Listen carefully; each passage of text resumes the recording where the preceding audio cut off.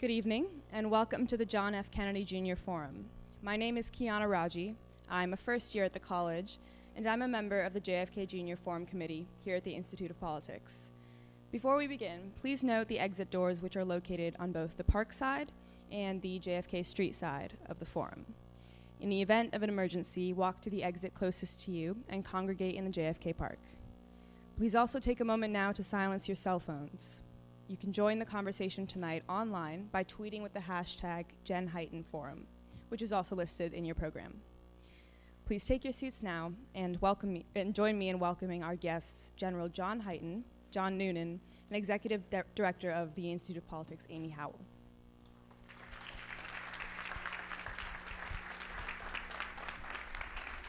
Good evening and welcome again to the John F. Kennedy Jr. Forum and to the Institute of Politics. The Institute of Politics is a living memorial to President Kennedy with the mission of engaging and inspiring young people to politics and public service. Tonight, the Institute is fortunate to be joined by our esteemed guest, General John Hyten, and our moderator and IOP resident fellow, John Noonan. Since September, John has been conducting a weekly study group on the intersection of national security and politics. And much to our dismay, John will soon return to Washington, D.C., where he serves as a senior counselor for military and defense affairs to Senator Tom Cotton of Arkansas. John is a former Air Force officer who has served as a national security and defense advisor to the presidential campaigns of both Mitt Romney and Jeb Bush. We warmly welcome General Hyten back to Harvard, where he studied engineering and applied sciences as an undergraduate. He was a resident of Winthrop House. General Hyten is currently serving as the commander of the U.S. Strategic Command, one of 10 unified commands under the DoD, which is responsible for the global command and control of U.S. strategic forces to meet national security goals. Please join me in welcoming IOP resident fellow John Noonan and 4-star General John Hyten. Thank you. Thank you. Well, General, thank you so much for being here. We're all honored. You have a great turnout. So I think maybe we'll just jump right into it. Maybe we'll keep this at the 100 level since we can get very deep into the subject of nuclear strategy as the discussion goes on. Basic question: why do we have a nuclear deterrent? So it's actually a pretty simple question. The first time I met Secretary Mattis as Secretary Mattis, I'd met him as General Mattis before, but the first time I met him as Secretary Mattis was set up as a hour just get to know you meeting, and about 30 minutes into it, I realized felt like more of an interview than it was a get to know you, because I'd been the Stratcom commander for a few months before I met the Secretary, and so he asked me all the 400 level questions first, and then right in the middle of the conversation, he looked at me and he said, "I just want a simple answer to a simple question. Why do we have nuclear weapons?" And he said, "I want it plain English, no acronyms, no anything." And so I said, "We have nuclear weapons so other people don't use nuclear weapons on us. That's why we have nuclear weapons." And it's really that simple. Now the execution of that is very complicated. It gets into 400 level discussions very rapidly. But the primary reason is that other nations have nuclear weapons, and they have nuclear weapons to challenge the United States. And in order to deter them from using those nuclear weapons, we have to have them, and we have to have a ready force able to use them, and our adversaries have to know that. If they know that, they'll never step across that line because they know it won't turn out well. So we're in kind of a unique period right now. We've had about 25 years of nuclear drawdown. I get the sense from both the congressional standpoint and the administration standpoint is that we may be in dangerous enough times that we need to hit the pause button, and maybe not just reinvest in our nuclear inventory, but we may need to grow it. Obviously, that's bound by certain treaties. That's another discussion. But what's the right number of nuclear weapons? Right? What's the right number to deter, and what's the right amount to spend on our strategic force? That's not a scientific question. That's not a math question. That's an art question. It's the art of deterrence. The art of deterrence is when the adversaries look at you, do they believe that they can, on the worst day that you can imagine, take a step across that line and be successful in employing a nuclear capability against the United States? That's a scary day to think about. But if they look at you and say, nope, I can't, because whatever I do, the United States will be able to respond, then they won't cross that line. So what's the number? Right now that number is 1,550 deployed nuclear weapons. That's the number that's in this New START treaty. It's actually more weapons than that, because the bombers in the treaty are counted as one, even though they can carry more than one nuclear weapon. But that's the number that's in the treaty. That's actually a good number to start from, because the Russians have 1,550 deployed strategic nuclear weapons on the New START treaty. And because of that, it creates a certain element of strategic stability. And in the nuclear business, strategic stability is actually good, because you don't want to fight a nuclear war. And if each side understands that they have ready, available forces, they won't cross that line. That's where we're trying to get. The 1,550 also makes sure we have enough to counter any other adversary. China has been very aggressively building a nuclear force. Korea obviously has been building a nuclear force. We have the ability to respond to them and still respond to Russia with the 1,550 deployed weapons. And we have them in 3 different domains. The bombers in the air, the ICBMs under the ground, and the submarines under the sea, they provide that capability together. And because we operate and practice every day, our adversaries know that, and they haven't crossed the line. So we're coming up on a pretty critical period for the START treaty, the New START treaty, Strategic Arms Reduction Treaty, which you just mentioned limits both the U.S. and Russia's nuclear inventory. As Russia announces new nuclear delivery systems that may exist outside the traditional understanding of a triad, which, as you said, submarines, bombers, long-range missiles. Russia's talking about technologies like long-range underwater drones that carry nuclear missiles, or nuclear-powered cruise missiles that can travel outside of our radar coverage for extremely long ranges.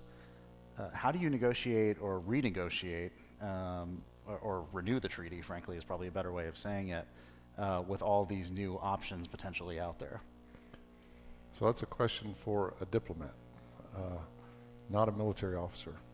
But I'll give you my military advice that I give to my State Department colleagues, and I give in the White House.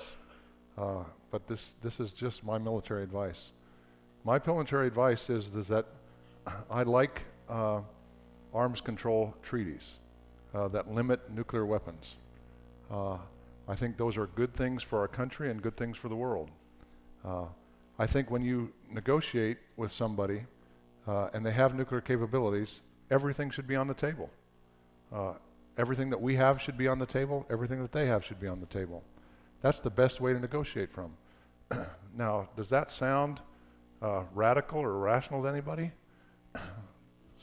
Somehow we have elements that think that that's a crazy thing. I think that's where we need to be. So that means if we sit down with the Russians and they have a significant number of low-yield nuclear weapons, all of those need to be part of the discussions. But what I want is a stability regime. The other thing I get from the New START treaty that I think a lot of people don't realize is the New START treaty has a verification regime with it. That verification regime allows the United States to see the Russian strategic nuclear capabilities up close. It also allows the Russians to see the United States strategic nuclear capabilities up close. I don't mind showing our capabilities to the Russians. I don't know what they think about us showing up, but I don't care. It helps me to understand exactly what their capabilities are when I can see them, and when I can send experts over to look at them and make sure I understand what that is. That's how we prevent surprises, and you want to prevent surprises. So arms control is a good thing, but my basic advice is I like it. I want everything on the table. Now it's up to the diplomats and the administration to decide, in the overall context of everything else that is going on, is that in the best interest of the United States? But from a Stratcom commander's position, that's why I like those kind of treaties. The president just announced his intention to withdraw from the Intermediate Range Nuclear Forces Agreement. I'll try to keep this question more from a military planner standpoint, taking your good point that you're not a diplomat. Why is the Russian violations of the INF Treaty a problem from a military planning standpoint? And I think perhaps more controversially, why does the U.S. need, I don't want to say new tactical nuclear weapons because it's actually a very old capability, as you know, but new matching capability in that range? So there's multiple reasons, and you'll have to ask the president for his own personal thoughts. But from a Stratcom perspective, here's what I see when I see the INF Treaty. I see a treaty that I desperately want the Russians to be inside of, and they're not. And they haven't been for a number of years. They have deployed capabilities that violate that treaty. That's not good. The United States has stayed in that treaty. Through the entire time of the Russian violation, we've stayed in that treaty and worked through diplomatic channels to try to pull them back into that treaty, because that's, again, like where I said before, that's where I want them to be. But they chose not to go there. So the president said, we can't be the only nation in the world that's abiding by that treaty and still be able to defend ourselves, because China is also not part of that treaty. And they're building significant number of capabilities that can challenge us in the Pacific with weapons that we're limited from building because we're a party to that treaty. Now there's other ways to deliver the capabilities that we need in the Pacific, and we're working on those. But the bottom line is we had a treaty, and we're the only person abiding by that. And at some point in time, the United States has to say, that's enough. And the president a few weeks ago said, that's enough. And now it's our job to figure out how to deal with the situation. There's all kinds of elements of that treaty about how you come out of that treaty. You have to talk to the State Department about the wheres and wherefores of how you work those kind of pieces. So there's still a lot of work to go on in that yet. But as a military leader of Stratcom, I have to be one of the combatant commanders that now has to figure out how to deal with a world that wouldn't have the INF Treaty. Chief of the Russian General Staff, General Gerasimov, has written and spoken about a policy or a strategy to escalate to de-escalate. I don't want to tangle this up too much, but essentially means they could escalate with a tactical nuclear weapon and then say, let's pump the brakes and talk. Why has that concerned U.S. military planners, besides the obvious reason, and what's the responsible response to that? The real interesting thing about that is it's not just General Gerasimov. Vladimir Putin announced that doctrine 1 month after he was elected the first time. He announced it in April of 2000. He was elected in March of 2000. He announced that doctrine in April of 2000. And he also announced that he was going to increase the investment in nuclear weapons by 50%. And he's then increased that investment multiple times over the years. Why is he doing that? Is he doing that because he's worried about something inside Russia? No, he's doing that because he's concerned about the United States, because he watched us through the 1990s from Desert Shield to Desert Storm to Allied Force, and he watched the amazing conventional force that we've built that can dominate any conventional battlefield, and still can today. And he said, we have a challenge, and we'll reserve the right to use nuclear weapons on the battlefield if we have to, and we'll need to go build those. And then in 2006, he said, we're going to modernize the entire nuclear arsenal. We'll have that done by 2020. Now, I won't tell you, because it's classified exactly where he is in that, but they're working towards that. And we're just now beginning the modernization of our nuclear program. So our nuclear capabilities are safe, secure, ready, and reliable today. And they will be for the entire time I'm the commander. I have no concerns about my ability to execute the mission I'm given. But I worry about the commander after me. Will they still be able to do that? So we're going to have to invest as a nation in these capabilities. And it's expensive. But the Commission to Review the National Defense Strategy just reported out today. And I didn't get the chance to read the whole document, but saw that they did the analysis and quoted the numbers, says that at the highest investment required, it'll be 6.4% of the defense budget. I think we can afford that. So I certainly remember pulling shifts in a 40-year-old missile silo or alert facilities, the more accurate term. And they're a little older now. That's right, yeah. and breathing that old recycled air. Yep. One of the common critiques you hear is that we can either make do with the systems that we have in place. God knows the B-52 bomber, the backbone of our bomber fleet, has been around long enough and will continue to be around for quite a while. And Ranking Member Adam Smith, who is, I believe, the heir apparent to the House Armed Services Committee chairmanship, has staked out going after nuclear modernization as a key cost-saving initiative. Why can't we either get rid of a leg of the triad or just pump the brakes on that modernization effort and maybe put the money elsewhere? So I'm the commander of Stratcom. My job is to give military advice to the president, and when asked by the Congress, to give military advice to them. So when Congressman Smith asked me, and he has, I'll tell him next year the same thing I told him last year and the year before, is that as the Stratcom commander, my advice is that we need to have a force that can respond to any threat that is in the world today. And in order to do that, I have to have a triad, because the Russians have a very significant triad that is poised against us each and every day. And if I don't have that, I can't guarantee that the United States will have the ability to respond, which means I can't guarantee the security of this country. Therefore, we need all three legs of the triad. And I also say, but there's savings available in the nuclear force. You want to know how to get those savings? Sit down with the Russians and say, 1,550 is actually, not the right number. Maybe it's 1,400. There's a certain minimum number we need to handle all the threats that we have in the world, and I won't go into what that is, but we have analysis that we can give the diplomats to help them negotiate. But if you want to save money, change the threat. Don't change our level of security in this country. Change the threat. If you change the threat, then I'll be glad to give you a different piece of advice on how to save or how to secure this nation. To me, it's really that simple.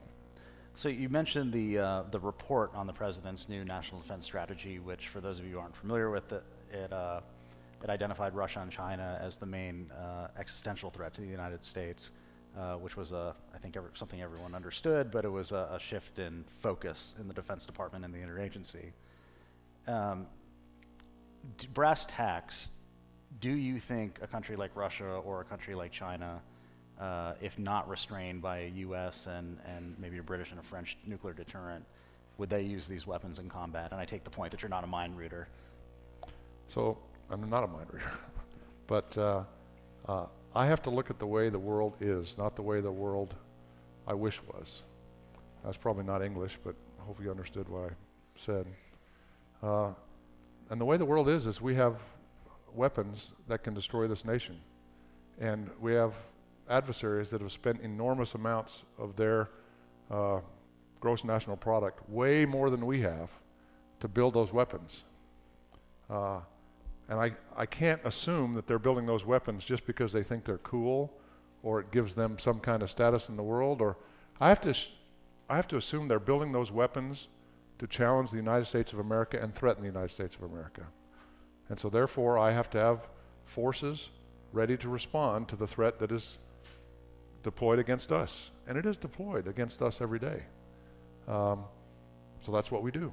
That's what we do at Stratcom every day, to make sure that we're ready. That's the way the world is. If you're interested in nuclear deterrence and thought, I would recommend that you go listen to President Obama's speech in Prague in 2009. If you've never pulled that up on the internet, you should pull it up and listen to it, because it describes the world we wish existed, and the world that I think multiple presidents for years have hoped would exist. And our national policy has de-emphasized the role of nuclear weapons in our security since the Cold War ended in the early 90s. We've de-emphasized the role of nuclear weapons.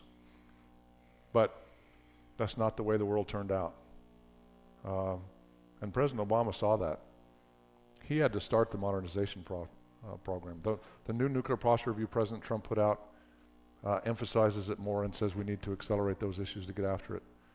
But President Obama looked at it and said, man, the world did not go the way we hoped it would. And therefore, we have to secure this country. And every president, Democratic or Republican, takes an oath as President of the United States and as Commander-in-Chief of the Armed Forces. And every president I've worked with closely takes that unbelievably seriously. And even though he didn't want to go that direction, he had to go that direction to make sure we could secure this country. So it's not a Democrat issue, it's not a Republican issue, it's an American issue. And Secretary Mattis likes to say America can afford survival. And that's what it's about. So on the side, I don't want to belabor the point of treaties, but I think it's fair to say we're in a somewhat unique time. From a military planning perspective, we have this constellation of Cold War era agreements. We talked about START, we talked about INF. There's also Open Skies Treaty out there. There's also conventional forces in Europe. Is there a future, taking your point that you like from a military planning perspective, arms control treaties, is there a future for bilateral arms control agreements in a multipolar world? I think there is. Again, get Andrea Thompson or Secretary Pompeo or somebody to answer that question in detail. But the reason I think there is because just looking at it from a military partnership perspective, bilateral agreements are a whole lot easier than trilateral, a whole lot easier than multilateral. When you sit down with another nation, it's real easy to figure out what's in their interests and what's in your interests, and it doesn't take long to figure out where you have common interests. You add a third party to the table, it gets really complicated. You add multi-parties around a table, it gets really complicated. So I think the starting point is with bilateral discussions, and then you expand it into other areas. That's the way I've tried to work it in military partnerships. I think it works pretty well, but you'd have to ask the State Department how they look at moving in that area. If we could just switch gears for just a minute to space, where you have a long professional and academic expertise. I read your 2004 paper when you were a colonel about the weaponization of space and what that means, and I found, I think, the most interesting element of your argument from a moral perspective. And one of the anecdotes that you used, or historical lessons, was an American farmer found that it would be very useful to put caterpillar tracks on farm equipment. 10 years later, the British and French ended up using that in World War I and actually helped end the war using that technology, putting it on tanks. And you draw some very interesting parallels to space in that paper. Obviously, it's been 15 years since you've written it. Some things have changed since then. But I think the fundamental moral question still exists, which is weaponizing space inevitable, or is space already weaponized, and what's the future? So some of the fellows that I was spoken to earlier in the room, where are the fellows? Raise your hand real quick. See what I was talking about when I said, be careful what you write as a colonel? It will come back multiple times, and you better remember what you wrote, because somebody's going to ask you about it 15 years later. Son of a gun, here we go. So when you look at that example, it's already there.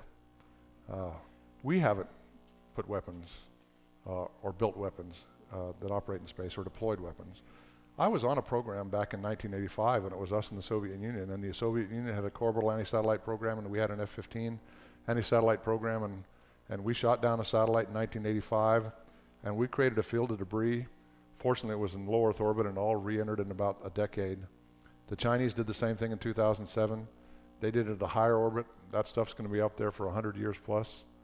I realized that two things. Number one, space is already weaponized, because what's a weapon in space? So let me ask you this. So what kind of car did you drive here tonight? Well, my car's in Washington, D.C., but for academic purposes, we'll say an Audi. So. Okay, so it's an Audi. Nice car. Really nice car. So I got to think about that for a second. Okay, so you're driving an Audi. Do you consider that a weapon? Well, in the wrong hands, sure. In the wrong hands, sure. So you're going to outlaw Audis from the roads of America to keep America safe? I certainly hope not. Yeah. I certainly hope not, because you like driving that Audi, don't you? I do. I do it. I like driving my truck. Our truck, sorry, Laura.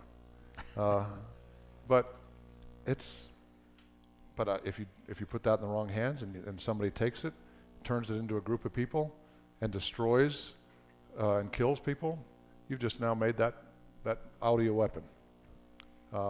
What does it take to destroy something in space? It takes a satellite with a sensor and maneuver capability. I just described 90% of our on-orbit constellation. I just described 90% of the Russian on-orbit constellation, and 90% of the Chinese on. So, is that a weapon? Nope. We use it. It's a surveillance satellite. It's a space surveillance satellite. It's a missile warning satellite. It's a GPS satellite. It's not a weapon. But if I take it and I drive it into somebody next to me and I destroy that object, I've just made it a weapon.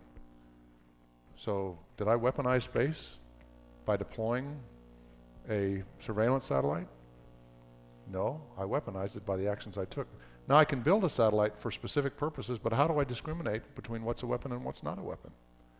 So it's already there. It is a military domain. It is a warfighting domain today that we conduct military operations from, and our adversaries know that, and they are building weapons today to deny us that capability.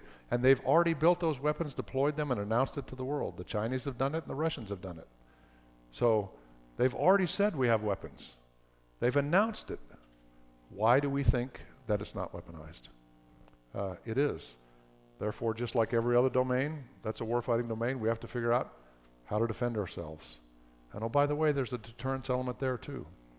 We want to deter conflict from moving into space. And we want to deter kinetic operation from going into space, God forbid, because of the debris field that would create for not just our generation, but for generations to come. I don't want to go in that area. In space, I have the same fundamental mission I have in all other domains that I operate in, to protect this country and our allies. I always also have a secondary mission in space, and that's to protect the environment. So I don't want weapons that create debris. I don't.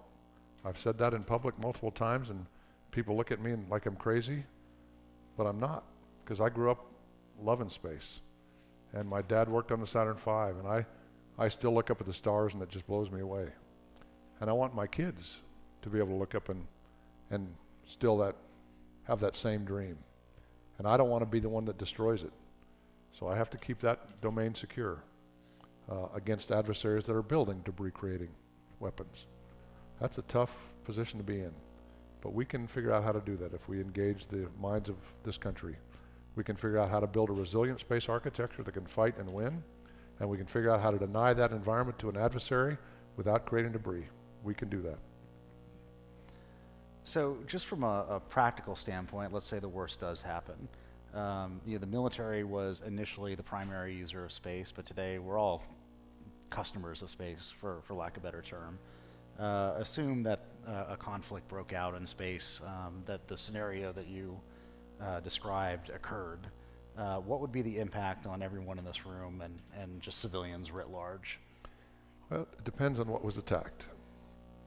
So, anybody in this room ever use a cell phone? So you understand if our GPS constellation was attacked, most of your apps on your cell phone stop working. The timing source stops working. You know, if you want anybody get cash out of an ATM every once in a while, that ATM is timed off the GPS timing signal. Why? Because it's a ubiquitous global timing signal. Why would you build some hugely expensive clock to sync all your, when it's free for everybody? Why won't you just use that? So we do. So we use that. We have a comm architecture that goes through space. All of our communications go through space. Our ability to fight as a military is critically dependent on it. Every military operation, from humanitarian ops to full combat ops, is depending on space. If certain capabilities went away, our country would have significant challenges. General Dunford, in a big global exercise, he's the chairman of the Joint Chiefs of Staff, he stopped the exercise in the middle, and he just looked at all the combatant commanders and said, so what's our most important priority right here? You know, and we were in the middle of a war game, So it doesn't matter what it was, but you've watched the news, you understand how conflict happens, how you gain and maintain air superiority, how ground maneuver forces come in, what the role of the Navy is. You understand all those pieces. He said, what's the most important job that we have? Job number one, to prevent the use of nuclear weapons and the use of catastrophic space or cyberspace actions by an adversary on the United States of America, because they could create significant damage to our infrastructure as well through space or cyberspace. And that always has to be at the back of our mind in any competition and any conflict that we foresee in the future. It's the most important thing. Space is a piece of that element. You talked about cyber, and I don't want to get too far out of your lane here, but as we grow more reliant on the internet and cyberspace to power our economy, to power our lives, really, what would you consider a catastrophic act of war purely on the cyber front? So cyber was in my command until 6 months ago. So 6 months ago we stood up a separate cyber command. So now that's General Nakasoni's concern. But here's my biggest concern, is somebody taking down our power grids. I mean, hopefully that should be obvious to everybody. Our power grids are operated off digital networks. If they're operated off digital networks, then they have cyber connectivity. So you have to be concerned about a cyber threat in those areas. Can you imagine the entire power grid on the East Coast being taken down? What that would do to the economy of this nation, what that would do to the lifeblood of this nation? That's a significant issue. We have to be able to defend ourselves there. But cyber, in my view, is just another place where you do military operations. We do other operations there too. Everybody here that's got a phone, you live in that area. So you want that area to be free and open, so do I. I want space to be free and open for everybody to use. I want the air. I want to be able to fly anywhere in this world that we can without restrictions. I want to be able to take a ship and drive that ship with cargo anywhere that we need to go. It's the same fundamental problem, but now we have military challenges in there. So we need to deal with the military challenges in cyber like we deal with military challenges in all other domains, which means if somebody attacks us, we have to be able to defend ourselves and attack back. So if we could just pull that thread a little more, let's say the East Coast power grid was taken down and you have incontrovertible evidence that it was a foreign actor. What option do you bring to the president, and what do you advise?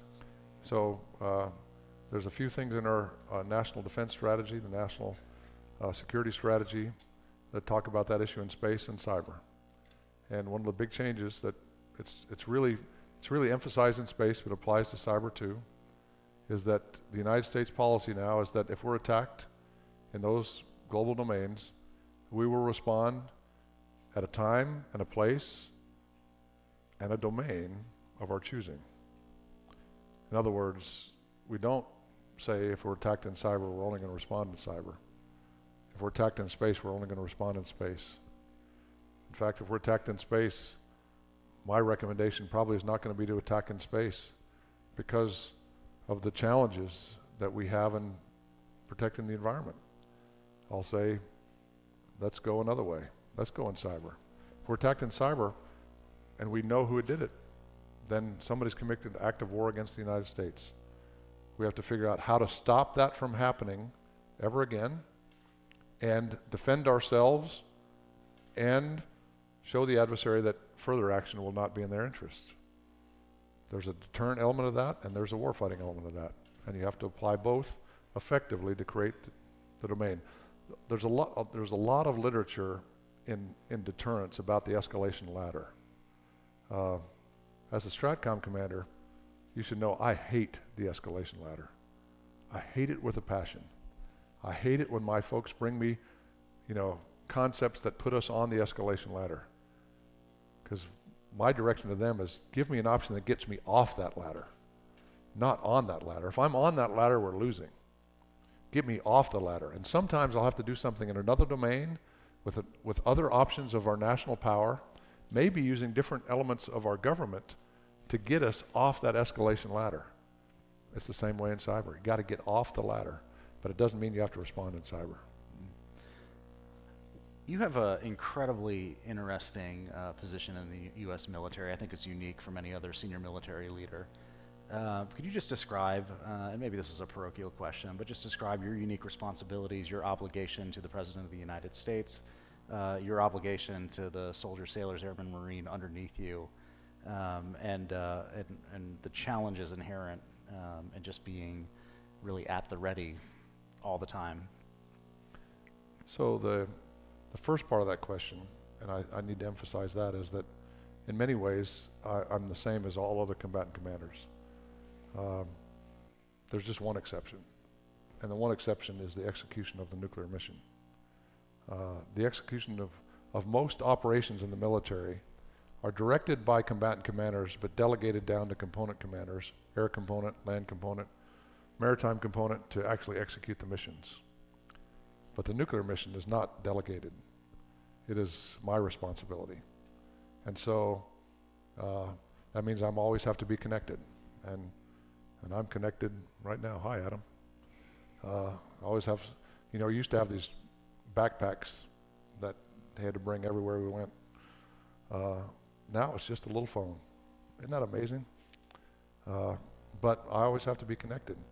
Because if something really, really bad happens, the President of the United States is going to want to talk to General Dunford, the Chairman of the Joint Chiefs, Secretary of State Pompeo, Secretary of Defense Mattis, and me. And he's going to ask me for my recommendations on what to do. And I have a whole team of people and experts in this business that know this business backwards and forwards, and that will give me the advice, but ultimately it's my responsibility to give the advice directly to the President and to make a recommendation on what to do. And it's interesting how people so misunderstand how that process works. It's actually a very collaborative process with the President and the SecDef and the Chairman and the Sec State if we're attacked about what we would do. And it's a complicated, very, very complicated set of options that I have to walk through with the President before he can decide what to do. Now, only he can decide what to do, but it's my responsibility to present those options to him. And God forbid I ever have to do that for real, but we practice it each and every day. We talk about it with the President quite a bit, but we practice it without the President every day to make sure that we're ready, we know we're ready, and also that our adversaries know we're ready. That's what we have to do. And that wears on you, to be honest. That responsibility does wear on you, because it is the unique thing about Stratcom. So you talked about just the robust and complex planning and decision-making process that thankfully has never been tested, maybe outside perhaps the September 11 attacks, and those were more limited in scope than what Stratcom would deal with. Although I would just note as a historical tidbit here that President Bush did end up going to Offutt Air Force Base, your headquarters, on the 9/11 attacks, and using your command facilities there. But one of the things we anticipate as technology advances, and particularly nuclear delivery technology advances, is that you're not going to have a whole lot of time to make decisions. How do you squeeze that complex planning process and decision-making process into 20, 30 minutes? So that's also an area of our business that is, I think, misunderstood, is that the only case where we only have a few minutes is a mass attack from Russia. And oh, by the way, we practice what we do with a mass attack from Russia, you know, very, very frequently to make sure we know what we're going to do. Every other scenario actually has lots of time for the President to make a decision. And I've watched Secretary Mattis go through that. I watched Secretary Carter go through that. I've sat down with National Security Advisors, White House staff, gone through that, and since we're in the house where Secretary Carter lives, I'll just use him as the example. We played a full-up exercise involving all the principals, Secretary of Defense, Secretary of State, previous administration. Secretary Carter was the Secretary of Defense, And I can't tell you what the scenario was or what happened or how we did it or anything like that because it's classified. But I'll just tell you there was at least 10 times, because I've listened to the tape multiple times now, at least 10 times where Secretary goes, Mr. President, I know there's a sense of urgency here, but you don't have to make a decision right now. You can actually reach out and call somebody if you want to. You can reach out and find out what the hell's going on. You can reach out. If you want to talk to another military commander, you can talk to another military. If you want to find out what's going on in Area A, you can talk to the commander that's in Area A. You can do a number of different things. Now, if this attack is real, the United States is going to take a horrible loss. But the thing about our nuclear force is that unless it's a mass attack from Russia, we always have the ability to respond with overwhelming firepower. And because of that, he actually has time to reach out and talk to people. And that's what we encourage him to do, because we don't want the world to end that way. Nobody does. So we practice as many scenarios as you could possibly think of. We just finished our biggest exercise of the year, Global Thunder. Yep, that's the name of it, Global Thunder. It kind of describes it. And we played a scenario this time that we had never played before, which is hard to believe. With all the things we come up with, we never played before. But it involved multiple players. It involved experts from the intelligence community playing the adversary, and it puts us in different positions where you have to really come up with very different options. And all options aren't nuclear. You think about the Stratcom war plans, and you know the history books talk about the single integrated operational plan, the SIOP. It talks about RO plans. It talks about, but RO plans actually have a lot more in them than just nuclear, because we want to give the president as many options as he can to respond effectively and get us off that escalation ladder and keep this country safe. So it's a complicated thing, and the biggest challenge, honestly, is, you know, having that conversation over a telephone, over a radio with the president, because you have to explain all this in plain English. And man, we're good at acronyms in the military.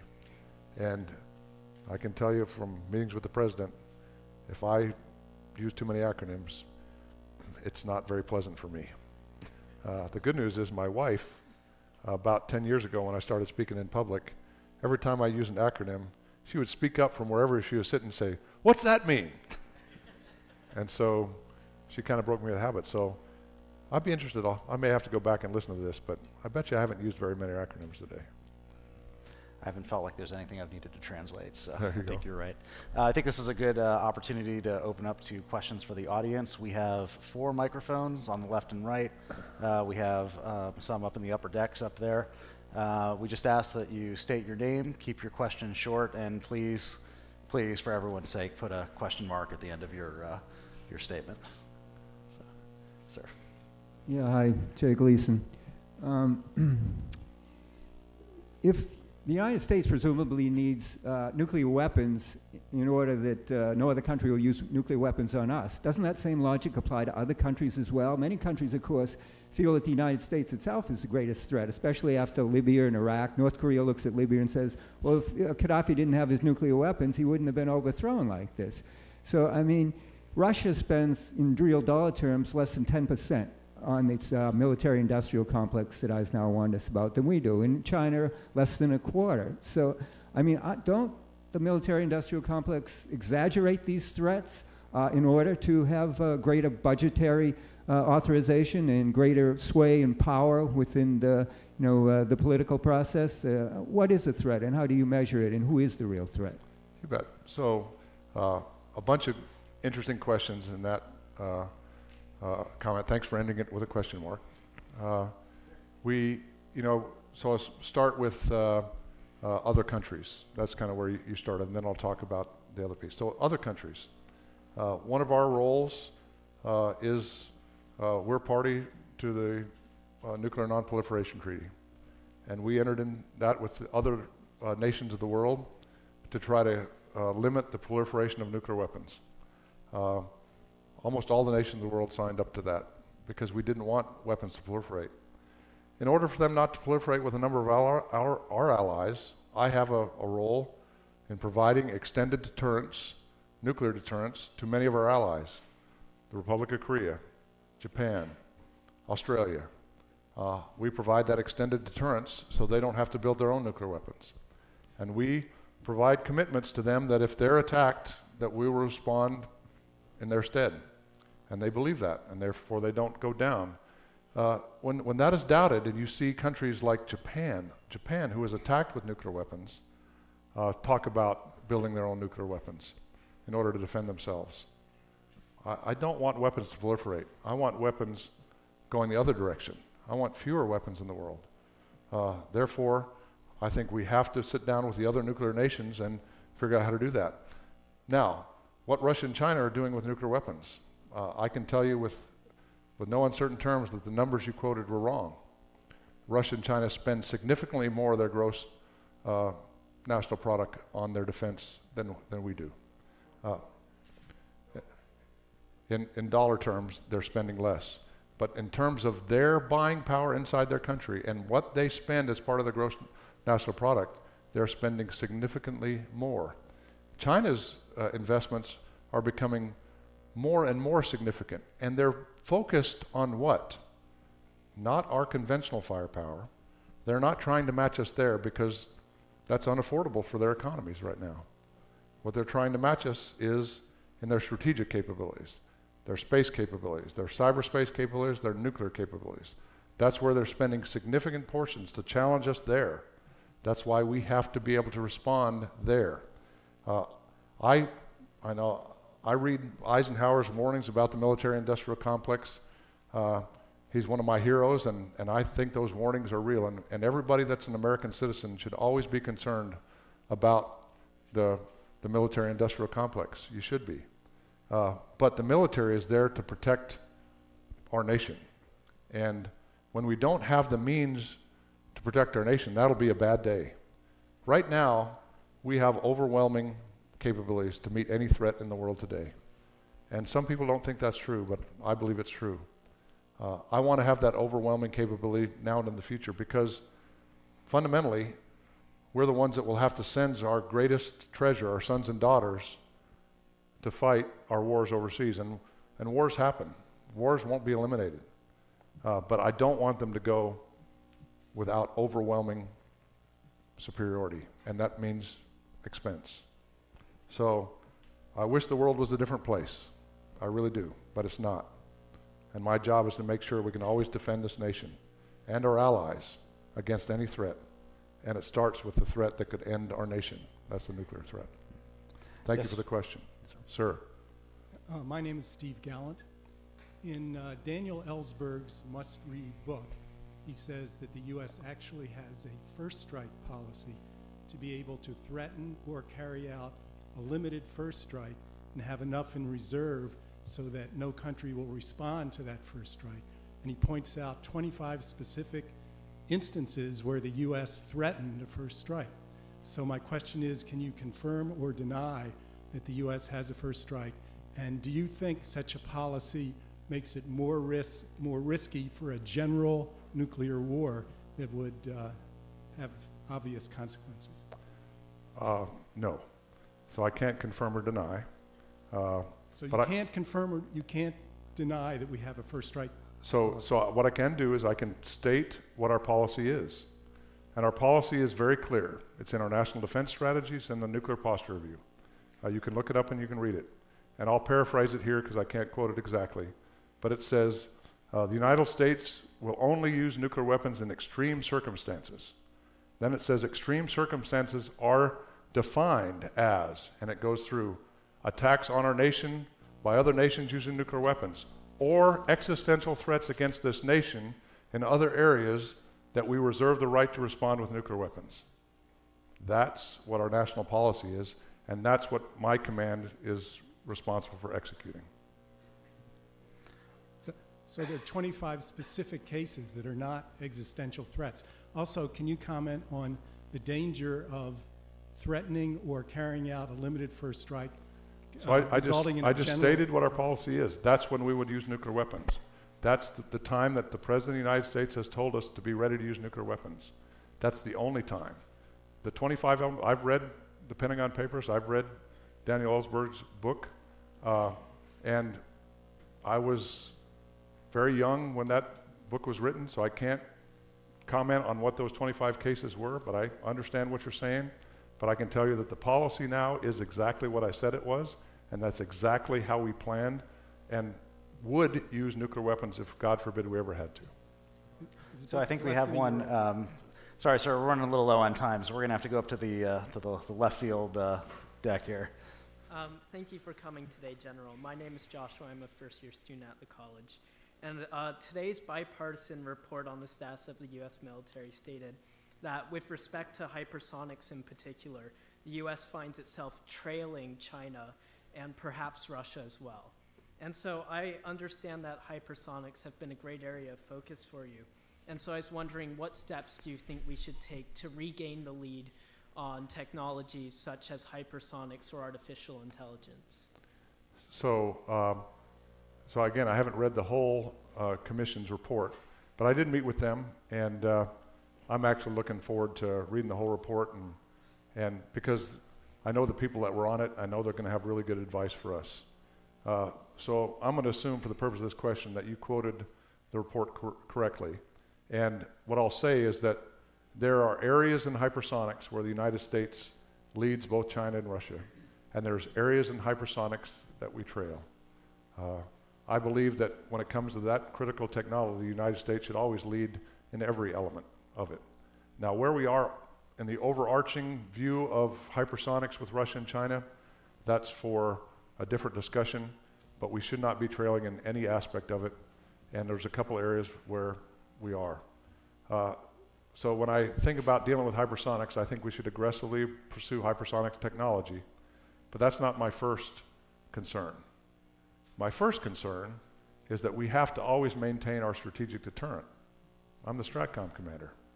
So what's the most important thing I need when it comes to hypersonics? I have to see the threat so I can respond to the threat.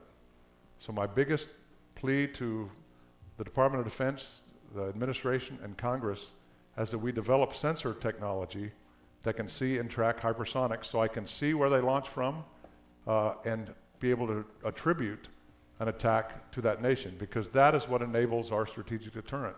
And that means my entire force structure that I've just defined earlier is now a viable deterrent long into the future. So I have to have warning and characterization capabilities, and the hypersonic is a very challenging mission for that. That's why I'm advocating for a low Earth orbit satellite constellation that can see and characterize that threat, because that's the only way we can do it globally. And we actually have the capability to do that right now. So we need an aggressive hypersonics program, but we have to have a warning program for that as well. Thank you. General, Thank you. just for the benefit of the audience who may not know what hypersonics is, could you give a quick description? So hypersonic is a really fast missile. So that's a little bit oversimplified. So a hypersonic weapon starts off initially on a ballistic trajectory, but then it basically turns and flies down close to the Earth and then flies at a very, very high rate of speed to its target. And because it's not ballistic, and because it's in many phases of flight in a hypersonic glide, not a powered flight, it becomes very, very difficult for our current systems to track. That's why we need additional systems to track and make sure we understand that threat. That's the simple version of what a hypersonic weapon is. Perfect. Yes, sir. Hey, Elliot Fenton. So you mentioned a few times during your talk about how we need to modernize our nuclear force in response to new threats in the modern era. But also you mentioned that unless basically Russia launches everything they have at us, we have a lot of time to respond. And surely we have, I think, enough nuclear weapons to destroy the world a few times over, I think. So, no, not so. Well, Not true. But you did mention, I think, in the... We used to, but not Okay. anymore. Well, I guess that's good. But what I was hoping you could, A, elaborate on what specific threats you foresee either now or in the future that we might not be able to respond to with our current stockpile. and also why we need to modernize. If, you know, do we necessarily need to keep track with these other people, or do we just need to have enough to deter them? So the answer to the question may not be what you're expecting. So the answer to the question is the triad. The reason we have a triad, the reason there's each element of the triad. The bomber is the most responsive, the most flexible leg of the triad, because if I launch a bomber, I can fly it for a significant period of time, and then the president can always call it back. So it provides a set of flexibility. The submarine is the most survivable leg of the triad. It's very hard to find a nuclear submarine on nuclear patrol because it is quiet all the time. It's almost it is impossible, really, for our adversaries to find and target that. And then we have 400 ICBMs. That is the most responsive, that if I have to, I can respond right away. But it also creates a huge targeting problem for our adversary, because there are 400 separate hardened targets that will require basically an entire arsenal of weapons to take out. So because I have that, the reason that I can respond is because no matter how the adversary attacks the United States, the capabilities will still survive and I can respond. That's why we have a triad. That's why I have those 3 legs, because nobody can take out all those legs, which is what the president needs.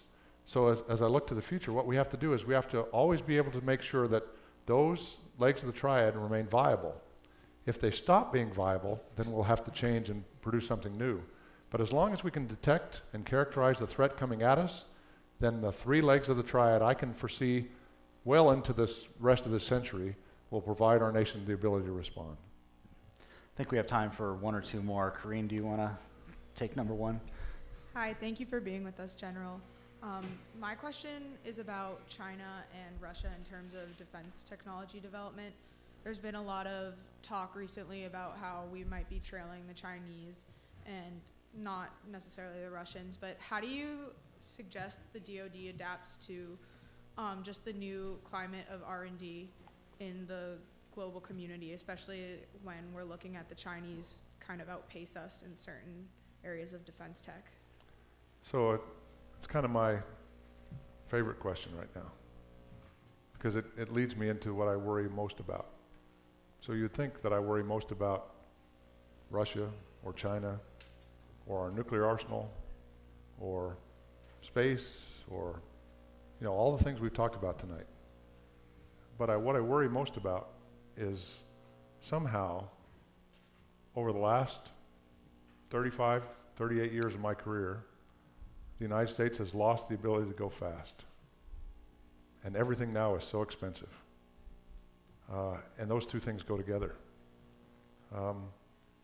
General Schriever built a 3-stage solid rocket Minuteman ICBM in 5 years, deployed 800 of them for $2 billion. Yes, that was $1964, but if you do the math, it's $17 billion today's money. The next generation ICBM, 400 3-stage solid rockets, half the size of the original fleet. He had to build all the infrastructure, all the command and control. Most of that stuff already exists. Current estimates are initial capability 2029, final capability 2035, somewhere between 84 and $100 billion. I don't know where we lost the ability to go fast, but I watch our industry in the commercial sector go unbelievably fast, where they dominate the world in many, many sectors. And it's really only in the defense industry where we've lost the ability to go fast. And why did we lose it? Because we lost the ability to understand risk and take risk. Whereas entrepreneurs and investors will take risk. And take risk means you have to go fast in order to keep up. And if you don't do that, you can't keep up. So we have to regain the ability to go fast and be affordable and use the taxpayers' dollars in a wise way. Because when you take that long to build weapon systems, it's not the best use of our taxpayers' dollars. Now, we can afford our security, but we have to be better in being good stewards of the taxpayers' money. And if we don't, you should hold us accountable, every one of you. I'm a taxpayer too, so that drives me to worry about it. But we got to go fast again. you. Last question. Hi, my name is Jackson Grigsby, and I'm a junior at the college. And my question was, considering the development of AI as well as hypersonics, something that scares me is perhaps the idea that our adversaries would develop some kind of autonomous response, or that we would develop some kind of autonomous response. So my question is, do you think the government would ever adapt an autonomous response, or would a human always be behind the decision-making of responding to a perceived threat, given that that threat was, credible, considering our detection? Yeah, so one of the most intimidating moments that I've had as a speaker as the Stratcom commander was in Canada last year, standing up and speaking with Eric Schmidt on the role of AI in the future of defense. And the moderator actually asked both of us that question. So here's my answer, is that AI can help us do a lot of things. It can help us in the nuclear mission. What it can never do is pull the trigger. The trigger has to be pulled by a human that decides, based on everything that he or she sees, feels, understands, that that response is now required. And that can't ever be done by a machine, even with full AI capabilities. AI can assist us in executing a military campaign, executing things faster, doing things more efficiently, but it can never be involved with the fundamental decision of starting a war and God forbid, starting a nuclear war. That can only be the job of a human. That responsibility is solely the Commander-in-Chief of the United States. You have to ask Russia and China and North Korea how they do it, but it's in a similar position, and we have to make sure we have mechanisms to make sure that our leadership makes good decisions, and we do have those in place today, and those can never change. But there's a significant role for AI in every element of military operations, just not being the first to pull the trigger. Thank you. Well, that's a great place to wrap up. General, this has been a fascinating discussion. I know we could probably go on for another hour easily.